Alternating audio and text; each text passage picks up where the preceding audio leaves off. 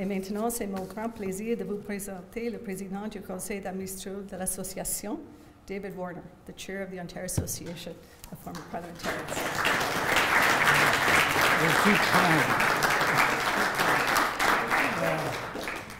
Thank you very much. You're far too kind. I want to tell you right at the outset, this evening is about the artists.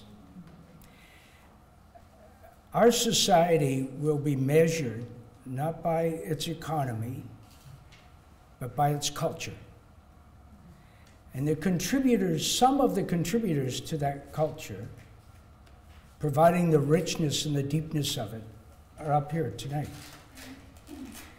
These are the people who help us to understand ourselves a little better, to understand our world a little better, to make statements about history, to try and understand our history, even the ugly parts of our history. And it's to them that we owe a lot. And that's why, I'll tell you about the book. I got started, there were two facets to this. One, and I will confess that I had, as a youngster, and a young adult and older adult, I had a passing interest in art. But it wasn't until I went, had the privilege of taking my grandson to Paris. And we were in the Louvre, and we were there for about 5 hours. My wife and I are really tired. And I look at my grandson, who was 8 years old at the time, and he didn't want to leave. This was mesmerizing. And he grabbed my arm and he says, "Grandpa, look up. There's frescoes on the ceiling." I said, "Oh my God." And that ignited something inside of me, I must confess. And I realized that he had an intense interest in art. So what to do about it? We had to go back each year somewhere and book art tours, go into art museums, go to the Uffizi, go to the art gallery in Chicago, wherever. And through that, and because of him, I developed quite an interest. And then I decided, I was thinking about doing a book about the art in this building. And then I learned, and thanks to David Bogart, David Bogart is a walking encyclopedia about this building and its history. And I realized that, yeah, they had lots of information about the art. What was missing was information about the people who created the art. And this is the one little sad, there were two little sad parts to me about the research I did. One was that when you are trying to find out information about women artists, it's almost non-existent. I was shocked. I was shocked to think that you just, even modern artists who are women trying to.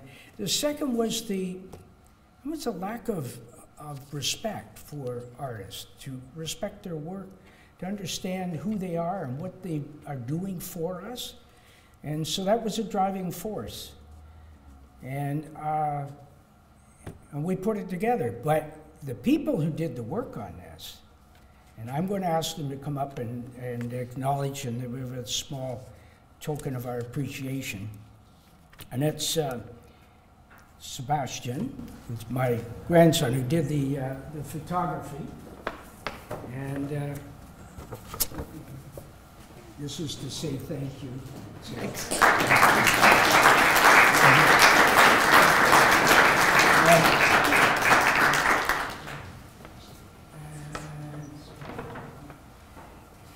This next person is the one who took all my ramblings and turned them into something that you could actually understand. And it's Helen Breslau, editor, proofer, amazing.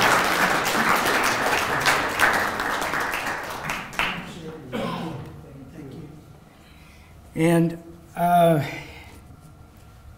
Lauren Malik was an intern when she was at Ryerson, fourth year Ryerson, and worked with us doing stories and so on. And I approached her about this project, and she jumped at it. I said, you know, there's no money in this, but no, I want to do the project. This sounds like a fascinating project. And so she did the layout, and so when you look through the book, it's nicely laid out, done well. Lauren Malik did it.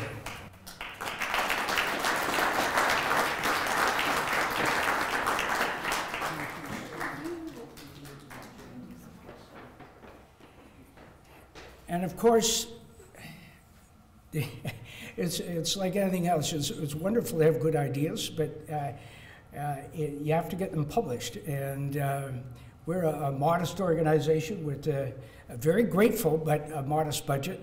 And so, as was mentioned earlier by Anna Marie, a benefactor for us to make this happen was His Honor, former Lieutenant Governor of Ontario, Mr. Hal Jackman.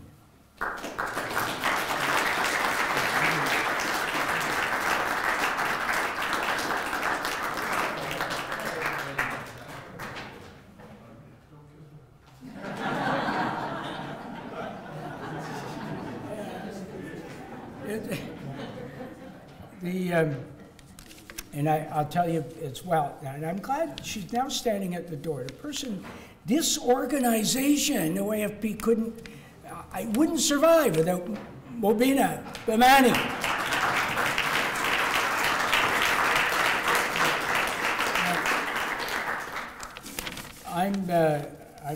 We have a little something for each of the artists, and I'm going to introduce them and invite each of them, if I mentioned ahead of time to them, if they want to say a few words, or they're comfortable saying a few words, yes. If you're not comfortable, then that's fine too, because this is your evening, and so we want to make sure that you're comfortable. And I've considered it a privilege to be able to sit and interview, and the interviewing was a learning experience. And these are amazing people. Each one a little different, each one has a different story, and each one has done different types of painting. And so they're in no particular order. I just put them down at random, but with Phil Richards. And Phil painted the portraits of Premier Ray and Speaker Carr. And Phil?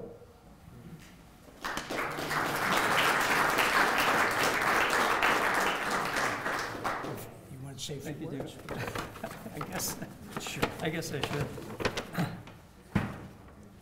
I've said before that one of the reasons I became a painter is so that I wouldn't have to speak publicly. But you know, Dave has been saying that this night is really all about the artist, but personally, I think it's all about David and the fantastic job he's doing in presenting. Not only the artist, but the artwork itself. And any of you who know me out there know that you know, portraiture painting is kind of a subspecialty. Portrait painting is kind of a subspecialty of mine. And actually in the audience tonight is Dr. Janusz Dukstra, who was also a former parliamentarian here. And I remember doing a portrait for him in 1971. But portraiture has always been, one of the aims I've always had is to bring portraiture back some of the distinction and respect that it's had in previous centuries. I think in the 20th and the 21st century, it's kind of fallen on hard times. You know, partly the result of the artists themselves, you know, not living up to the reputation of past portrait painters, but also the changing times. And I really appreciate, David, your effort in trying to bring focus back onto the artworks as artworks. They're not just documents of the official who's being portrayed, but they're works of cultural property that reflect the times we live in, and they reflect the personality of the sitter and the personality and the aims of the artist as well. And I know that portraiture and even painting itself is under a greater threat now in the 21st century than it was even when I started painting in latter part of the 20th century. So I really appreciate your efforts in making people aware that these are the products of human beings. These, it's not a camera that takes a photograph and they say, oh, that's a nice picture of so-and-so. It's a work of art that is crafted and deliberated on for weeks and months and sometimes even years. And, that's the product you end up with. And, just as a sign of the kind of lack of respect that portraitures sometimes get, I know that Istvan did the last portrait of the most recent premier that has been hung in the halls here. And I read the news reports of that unveiling the day after, and Istvan's name wasn't mentioned in most of them. I was just shocked. But anyway, I'll quit now. And again, thanks again, and thanks for Hal Jackman for funding this as well. Thank you.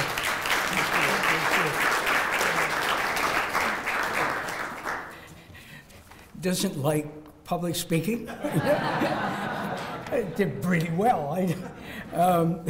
Greg Fermansk did the portrait of Speaker Alvin Curling. Greg. Come on up here.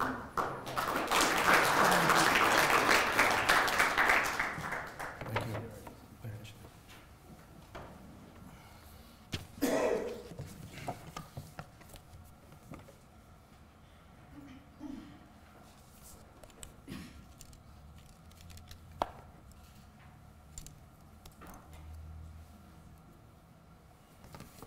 I'm very glad to have this opportunity to say a few words, and I want to thank the Honourable David Warner for creating this very important magazine. It highlights and recognizes all the artists whose works are seen throughout this building, and I'm very honored to be included in that list.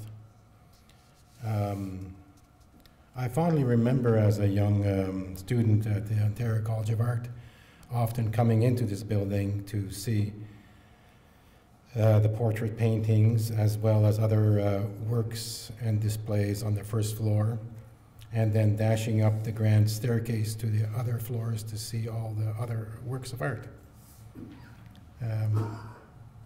As the world moves rapidly towards advanced digital technology, where art pieces are produced and reproduced by machinery, we are fortunate that there still are institutions like the one in this building that not only collect but also commission new works of art that are still made by paint and brush or sculpted by hand. Every premier has an official portrait painted, as well as the Speaker and the Lieutenant Governor. And so many thanks to the Ontario Legislative Assembly and the Office of the Speaker and the Lieutenant Governor for that. By maintaining this tradition of commissioning new works of art made by artists, you continue to foster a mode of art which preserves the hands-on human connection, and so help to shape the culture and vitality of Toronto and the province of Ontario. The visual arts, as well as other forms of art together, are so very important and are vital in enriching people's lives. Thank you. Thank you, Greg.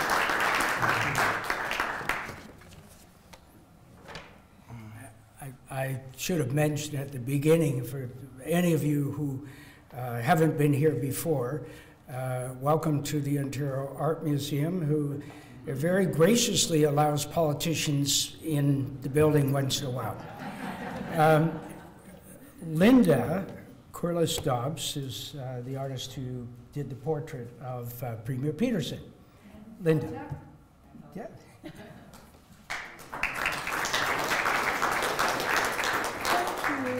you so much. How come the guys didn't get a kiss? Isn't this a wonderful evening? I'm so excited to be part of this event. Et je m'excuse parce que je n'ai pas préparé quelque chose en français, but I'm going to give my speech in English. Leo Tolstoy proposed that art is a means of union among men, joining them together in the same feelings. David Warner has managed to gather together those of us who, mostly working alone, other than in the company of our subjects, would never meet. Portraiture at this level is truly a collaborative endeavor between the subject and the artist. It is an honor to be chosen for such a commissioned work, and speaking for myself, I prefer to be the invisible creative force in the equation. If all the stars are aligned right, I am able to pull the soul out of my subjects and to place them in a wardrobe of the times, in a meaningful setting, and surrounded by meaningful objects on the canvas that will tell their story. In future generations, if someone comes upon this portrait knowing nothing of the subject, but comes away feeling insight into his or her character, then I have done my job. A Florentine artist, Leon Battista Alberti, in 1435, nearly a century before the Sistine Chapel was built,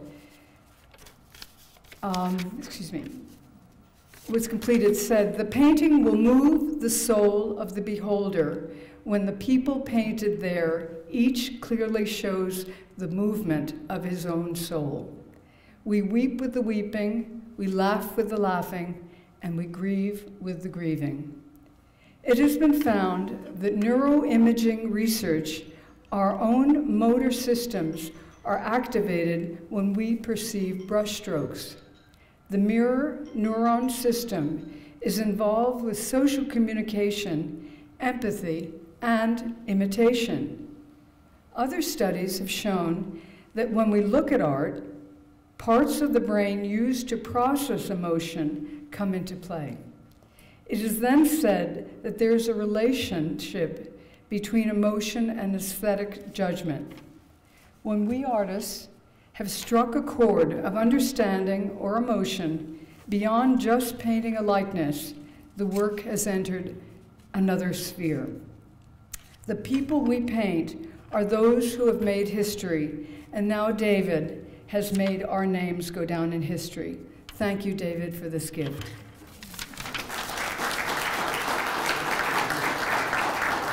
You're very kind. Linda also did the portrait, a beautiful portrait of His Honor Henry Jackman. And it's in the Viceregal suite. I saw it yesterday. I should mention, too, thanks to broadcast recording, and this is 2 days in a row, they've done something significant. Yesterday was their first ever documentary, which they aired in the Lieutenant Governor's suite. Women Should Vote. It's a 35-minute documentary, which was produced by Broadcast Recording here, and it's absolutely superb. And so tonight they're filming this. We will do some editing. It will go up on our website, and it will go on to YouTube as well. Now, Istvan Nikos, he is a prolific painter around here. He has done the portraits of Premiers Davis, Harris, McGuinty, Speakers Edigoffer, McLean, Brown, and myself. And so, Istvan, come on up here.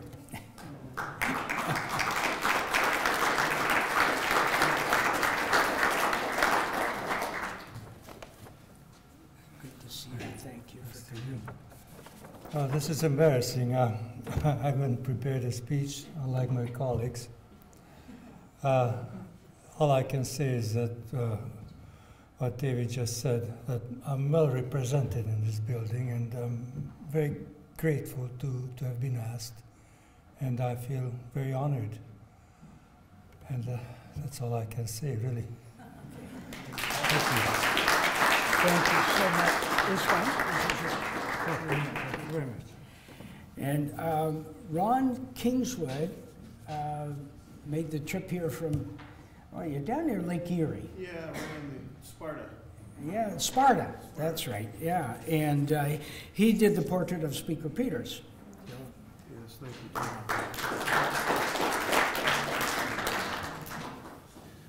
John. Like my colleague that just spoke, I didn't realize that we were had some time to chat, and so I will be extremely brief. But I'm certainly honored, David, the Honorable David, to be a part of this beautiful art gallery that we're in.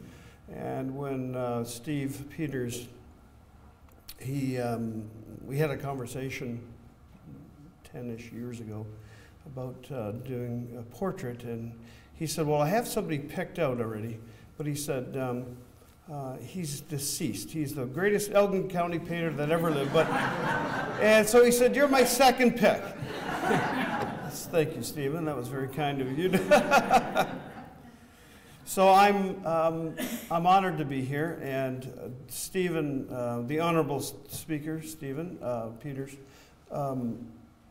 took me around to the halls of this building, and I was absolutely impressed by the amount of artwork that's been collected over the years and proudly displayed. And seeing some of my colleagues' work, never met them before, so it's nice to meet them this evening. And so I want to just thank everybody here for attending. Thank you for putting this publication together, David, and thank you for the beautiful evening. It was great to come out. Thank you again. Thank you.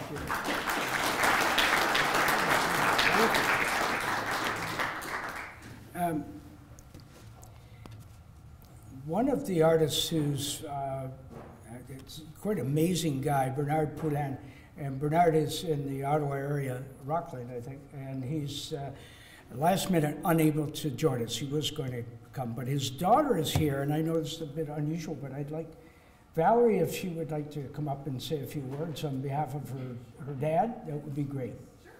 Sure. Valerie Pitcher. Unfortunately, I inherited none of my father's talents, but I'm happy to represent him here tonight. And it's actually a little bit coming home for me because I did work here for 7 years as the chief of staff for 3 different cabinet ministers at Queen's Park. And so it's actually fitting to be back in the building. And I worked here when my father's painting was unveiled. And so it was a bit of an honor to be able to be a part of that. But I am here on his behalf. My name is Valérie Piché. I am the daughter of Bernard Poulin, and he did paint Premier Ernie Eves' portrait.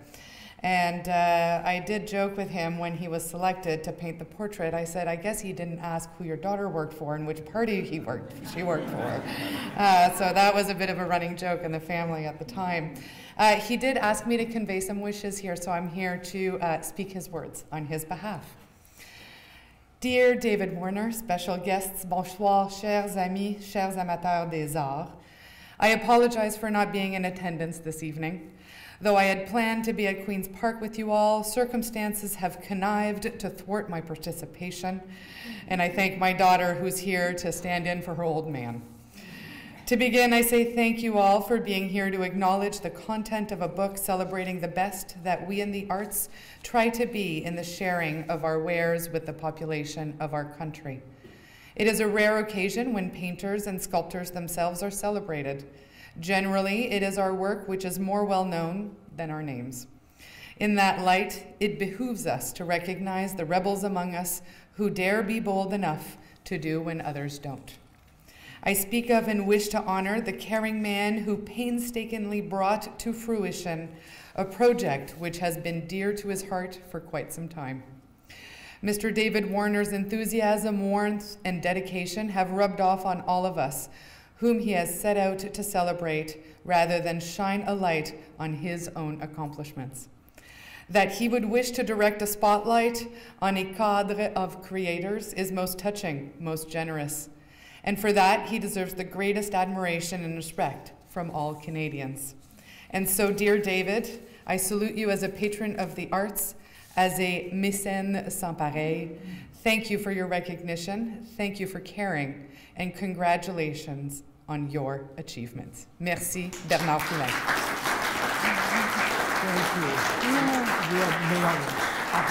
Thank you. Okay, thank you very much. I want to tell you, just in introducing Philip Cote, Speaker Levac this was a committee room. I remember way back sitting in here on committee, and way back, 1892, when the building was open, this was the dining room, both this room and the next one over, and there's a fireplace on both sides. And I'll have to admit, I have to tell Speaker Levac one time, during my term when I was Speaker, we undertook a huge renovation, and part of the renovation was involved the various rooms. I wanted to return this room to its standing as a dining room. I thought only the English would dine underground. We should be dining above ground, and I thought it would be great to restore this to its original glory, but that didn't happen. And in a way, thankfully, because Speaker Levac turned this into the gathering place, and it is an art museum for Indigenous art. And one of the great artists is Philip Cote, and his work is in the hallway out of those murals, those beautiful murals. I went to the second part of the little story, though, is Philip graciously agreed to an interview, and normally interviews are about 45 minutes to an hour. 2 hours later, I didn't even want to leave, and I thought, oh my God, I looked at the time, and I thought, I really overstayed my welcome. I learned so much in that short period of time from this man. And tonight, in welcoming and thanking you, I was hoping you might tell us about your next project, that you've got a really fascinating project that is underway. Philip Cote.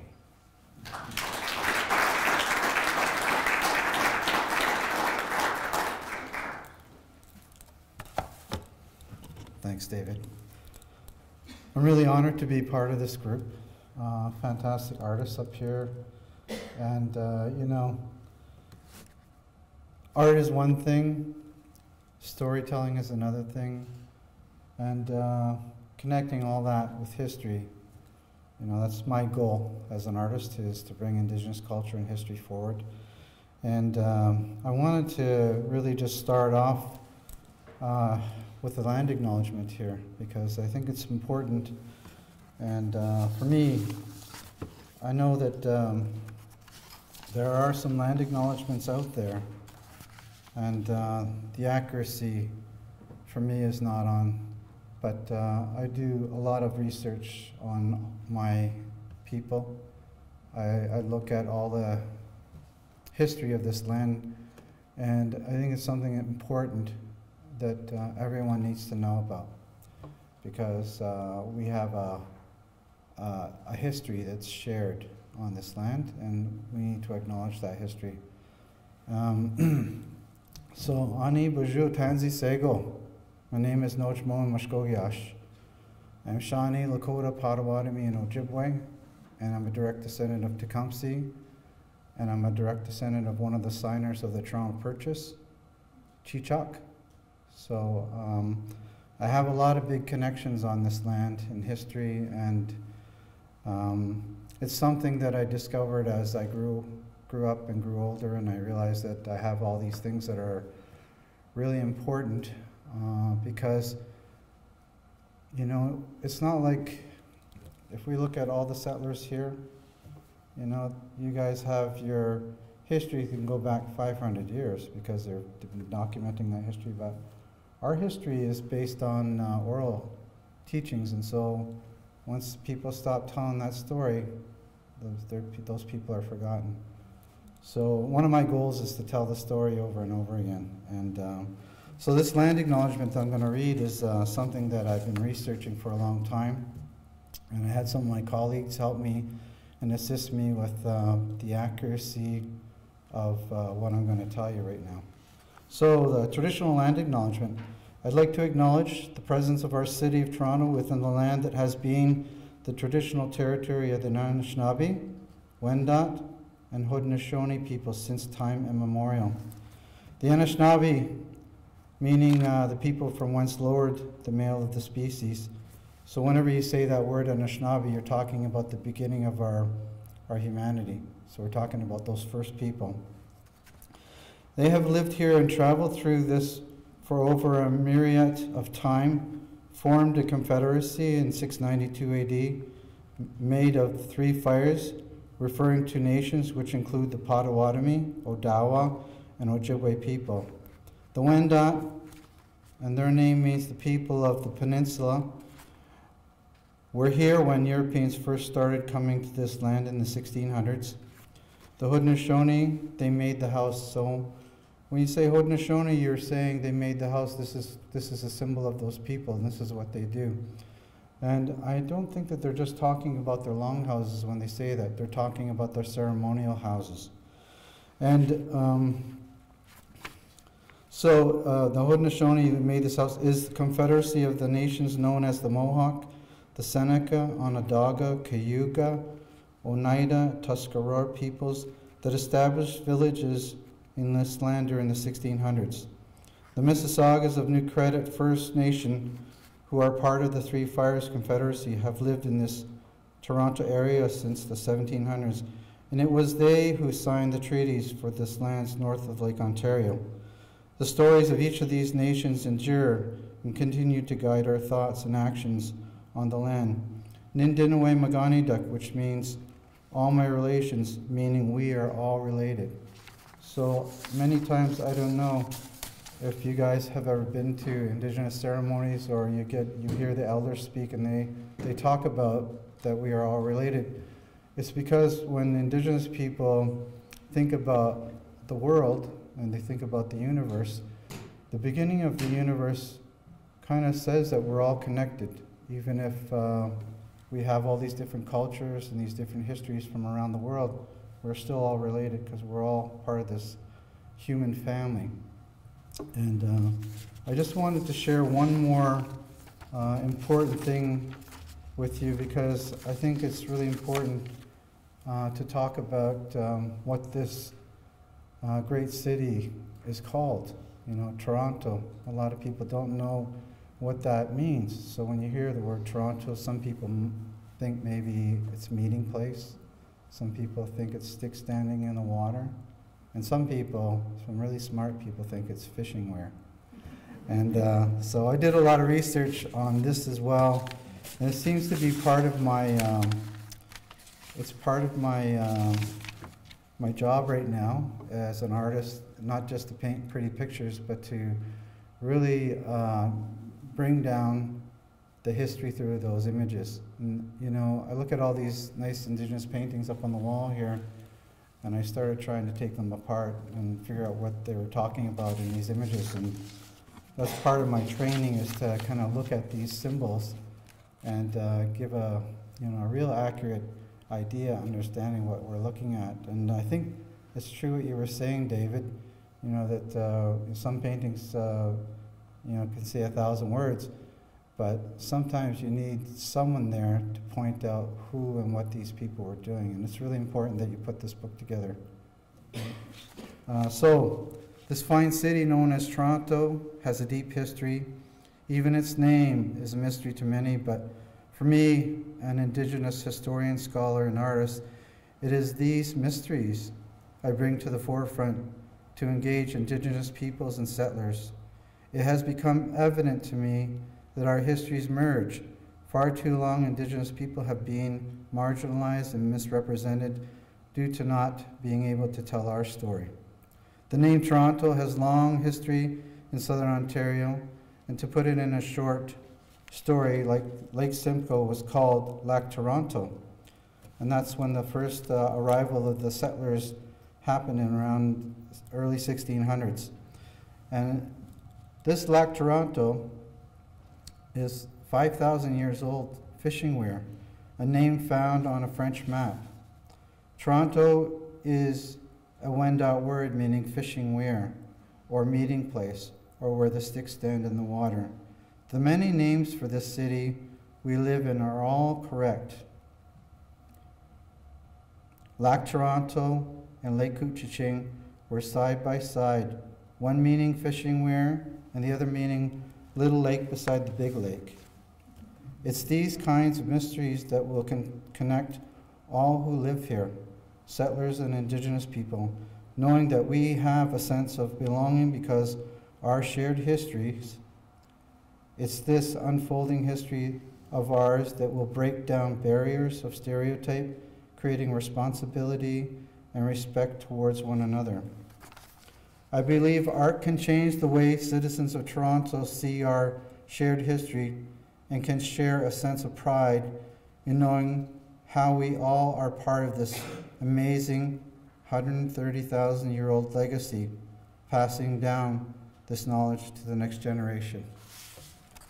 So, aho miigwech matakuyasan, all my relations. Thank you.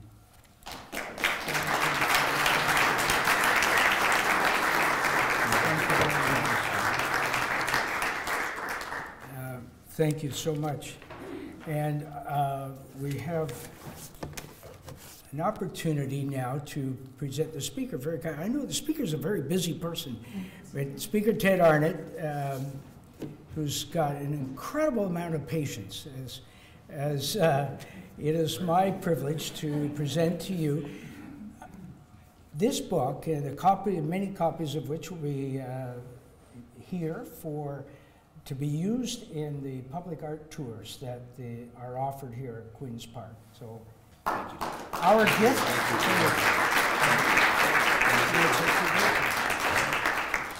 Well, thank you very much, David. Good evening, everyone. It's a real privilege and honor for me to welcome all of you to Queen's Park tonight at this very special occasion.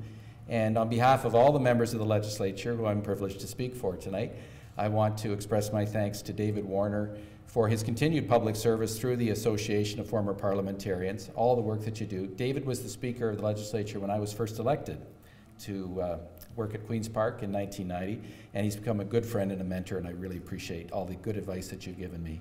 And yes, we celebrate the artists and the work that they've done, which adorns the walls of our building. And I was saying to Anna Marie Castrilli on the way in, I have to admit, when I was first elected, my first few terms, you're so focused on getting to your office and getting into the chamber, and we sometimes, I'm afraid, don't pause to take note of the absolutely spectacular art collection that is here at the Ontario Legislature. And I think it causes tonight, and this book will cause all of us to pause a little more often and express our own thoughts and appreciation for the outstanding work that you have all done and others who have helped to create this magnificent art collection that we have. So this is a very, very important addition, in my opinion, to the literature about the Ontario Legislature, and we are so appreciative for all the work that's been done. I want to express my appreciation to our former Lieutenant Governor as well for his generous support, and our staff of the legislature who are here, Debbie and your colleague as well, David, for the great work that they've done. So once again, thank you very, very much, all of you, for coming here tonight, and please accept our sincere thanks. Thank you. Thank you.